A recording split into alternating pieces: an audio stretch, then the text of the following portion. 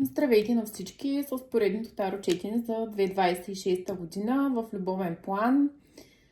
Днес четенето е за Зодия Скорпион, за всички, които са представители на Зодия Скорпион или са асцендент или луната им се намира там, или за всички, които попадат на това видео. Явно не е случайно и може да се вземете нещо, което отговаря за вас. Започваме с януари месец. За Зодия Скорпион, какво ви предстои в любовен план?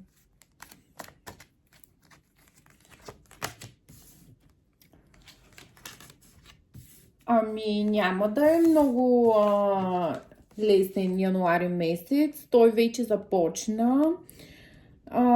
Вероятно е да има наместен трети човек в отношенията ви или ви очаква сърдечна болка, но въпреки това разочарование, все пак има надежда, човека има чувства към вас, но просто в момента има намесен и друг.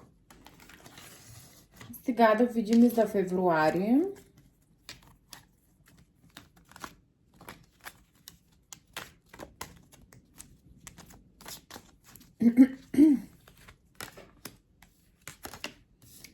През февруари месец за необвързаните ви очаква да срещнете нов човек. Този човек е възможно да бъде огнена зодия, овен, стрелец или лъв.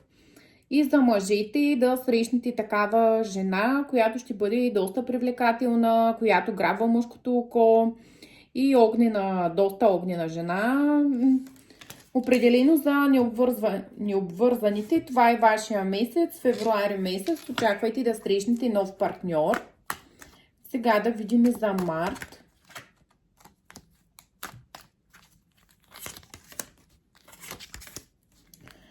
През март месец ви очаква край на някакъв цикъл, който е бил до момента и отваряне на нещо ново, на нови отношения с този човек. И той ще бъде доста активен. Най-вероятно ще вземете решение, което е трябвало да вземете през януари, да загърбите старото и да продължите с нов човек вече към март месец. Сега ще видим и за април какво ви предстои в любовен план за Зодия Скорпион.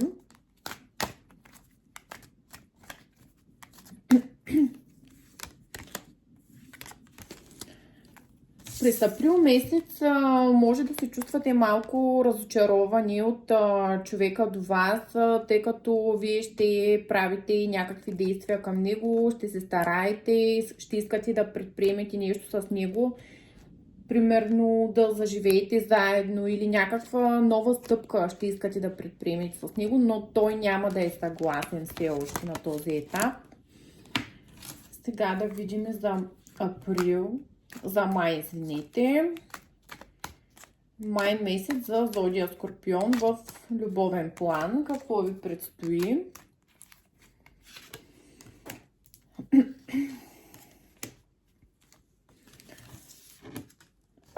През май месец очаквайте да се наложи малко повече усилия.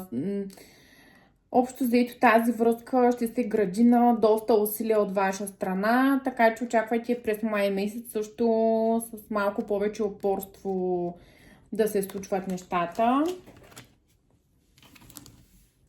Сега да видим и за юни.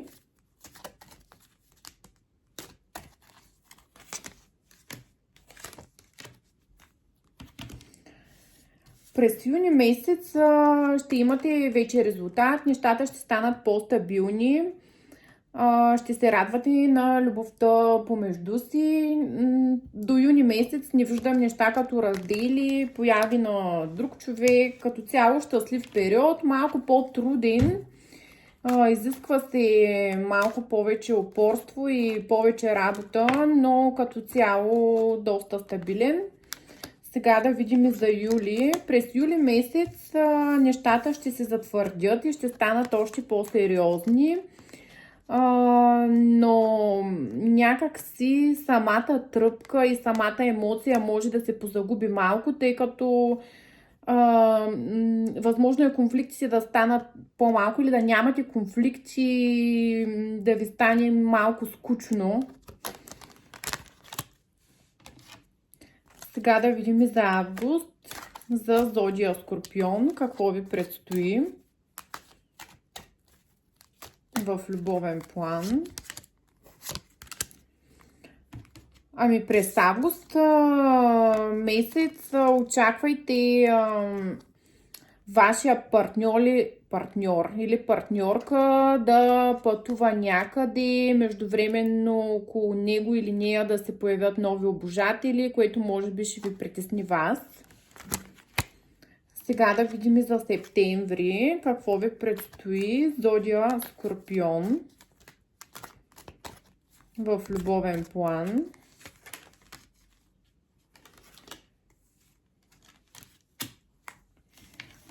Ами излиза, че ще се наложи да слушате интуицията си.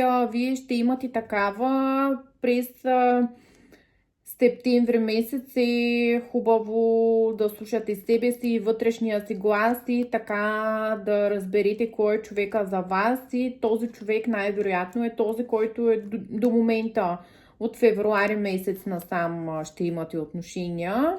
Не виждам край с него. Сега да видим и за октомври. За зодия Скорпион. Ами през октомври месец вие ще разцъфтите общо взето, ще вземете решение за сериозно и дългосрочно обвързване с вашия партньор. Нещата ще стават все по-сериозни и по-сериозни. Възможно е и бременност, да разберете за бременност през октомври месец, за обвързаните, а за необвързаните просто връзката ще премине на по-сериозен етап. Но за обвързваните очаквайте новина, известие за бременност. Сега да видим за ноември месец. За зодия Скорпион.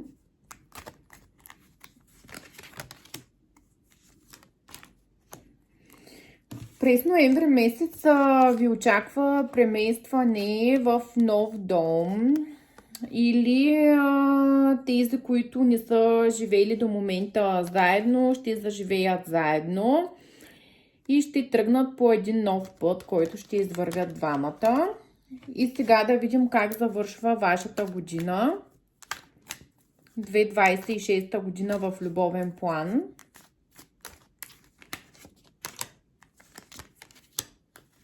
Ами завършва с този човек, който казах, който е огнена зодия. Доста потенциал виждам в тези неща. Възможно е единият човек да работи в чужбина, да се чакате от време на време, но в последствие нещата ще станат по-сериозни, ще заживеете заедно. Възможно е през годината да имате кризи с това преместване и общо взето тук за вашата зодия виждам, че нещата са доста сполучливи.